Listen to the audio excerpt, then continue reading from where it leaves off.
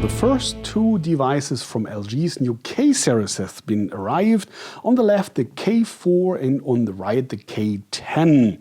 I have already the results of the battery runtime test and the benchmark test, but let's start with the specifications because both are very interesting. First of all, I give you the prices. Here the K4 just 119 euro and the K10 on the right 249 euros, meaning always prices in Germany, Europe, including tax without any contract. And both have a big advantage. At least nowadays it's not that every smartphone would have this. You can remove the battery on both. Runtime tests later. But you see also you can extend the memory on both. And both do have, let's say, an okay display because on both it's IPS, but no dual domain, meaning especially viewing angle stability, you can live with that. But as soon as you go to a little bit strange angles, like here, you see that the color is changing, the contrast is changing. So quality is not the best, but you can live with that. Same goes for the brightness, because I measured 307, 312 nits on both in the middle here, and that's 31 and 30% below the average. So again, in that price range, let's say it's still okay, but for the quality, it's not comparable with the LG G4 or G5 or something like that, for example. Yeah, display sizes. Here it's just 4.45 inch or 113 millimeters, but on the other hand it's just 67 millimeters in width, so you can easily reach the opposite corner here without any problems, and it's just 120 grams, so very compact. I like this one especially because it's enough for sometimes it doesn't react here. I do not quite know if this is normal or if I've an issue here with that model. Yeah, on the other hand, here the K10 is a different league. It's 4.3 inch or 135 millimeters. But on the other hand, you have that 75 millimeters width, and you see here it's already heavy to get the opposite corner here, the icon, without grabbing here with your palm down there. So it's a little bit tricky here already. So it's way bigger, but that's the way of the times nowadays.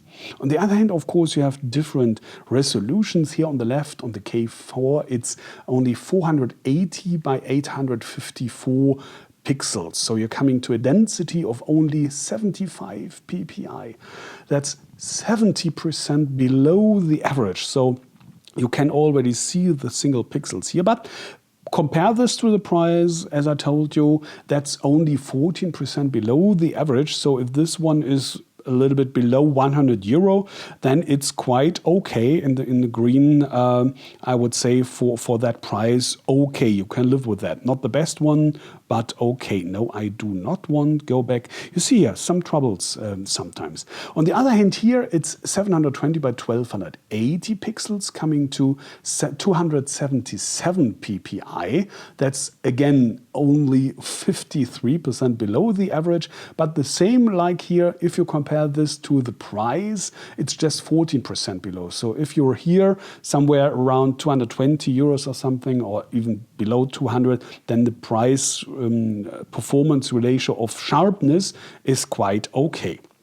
Yeah, then you should know that you have on both, especially here on the 4K, I have to explain that. It's LTE 4G with 150 megabit per second. You have dual say HSPA. You have Wi-Fi N, but without 5 gigahertz, so no Wi-Fi AC and no NFC, at least here on that.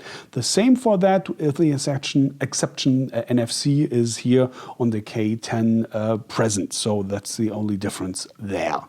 Then camera, of course. You see here it's a very cheap one, so 5 megapixels on the back side, 2 megapixels on the front. Videos only 720p, so it's not really getting interested. So I guess most of you will find this one more interesting because you have, again, that volume whip on the back side here, like you know it from LG, with that on-off standby button here, and especially 13 megapixels on the back side. Videos in Full HD, even on the front camera here, shooting selfies with 5 megapixels. And you do have another processor, of course, because that's here the Snapdragon 410, meaning we have 4 cores, 1.2 gigahertz. Yeah, well, just 1.5 gigabyte of RAM, so you can imagine that is not the best in the benchmarks. So I'm taking more than 50 single values from 12 benchmarks, making all over ranking, and here the K10 is 46% below the average. If you compare this again to the price, it's just 5% below. So again, price-performance ratio of the CPU is okay. Here it's the MediaTek MT6735, so 4 cores again, but just 1 gigahertz and 1 gigabyte RAM. And here you come to minus 43%, so 43% below the average, so even a little bit worse. But on the other hand, it's way cheaper, so the price-performance ratio of the CPU is 32% above the average, so you're getting way more here for your money if you can live with that. But if you compare, for example, we can open this here, let's make this again, so not for the first time. You see there's a little advantage here on the right side, or if you scroll through, or let's go to the settings, for example, and have a scroll here, you see general, maybe the, yeah, okay. Here we have a longer list. So you see the difference a little, but I guess again for that price and especially for that target group, it's quite okay. Target group is a good keyword because you have 8 gigabyte internal memory only, leaving a net memory of 2.87 gigabyte. That's the value you should calculate with. Net internal memory 2.87 gigabyte. That's totally okay because you have seen here you have that slot for micro SD card. You can expand it, officially 32 gigabyte. In most cases, bigger capacities are okay too. Micro SIM, by the way. So that's totally okay, but if you should be a heavy user, you wouldn't be interested in that kind of model, I guess. Nevertheless, I want to say heavy users with a lot of apps, maybe a lot of apps you cannot swipe to the SD card would become in trouble here. But in these cases, I guess for most of these target groups, it's totally okay. Here on the right side, it's 16 gigabyte, leaving a net memory of 10.85 gigabyte. So that's totally okay. Again, 32 gigabyte SD card. Nano SIM here in that case. And you should also know that both do come with Android 5.1, so 5.11, I'm sorry, 5.11. So no Marshmallow Android 6. Well, in that price range, I would have expected that. Nevertheless, you should know it's no big deal. At least it wouldn't be for me. But here are the facts. And now coming to the most interesting thing, that's the battery runtime, at least for most of you, I guess. Here on the K4, we have a capacity of 1940 milliamps. In the runtime test, video playback at 200 nits here, candela per square meter, display brightness and flight mode. The K4 has reached 440 minutes. That's 8% below the average, so totally okay for if you're a regular user, so coming through the day with that without any problem. Here on the K10, it's a battery with 2300 milliamps. In the test, it made 393 minutes. That's 18% below the average. So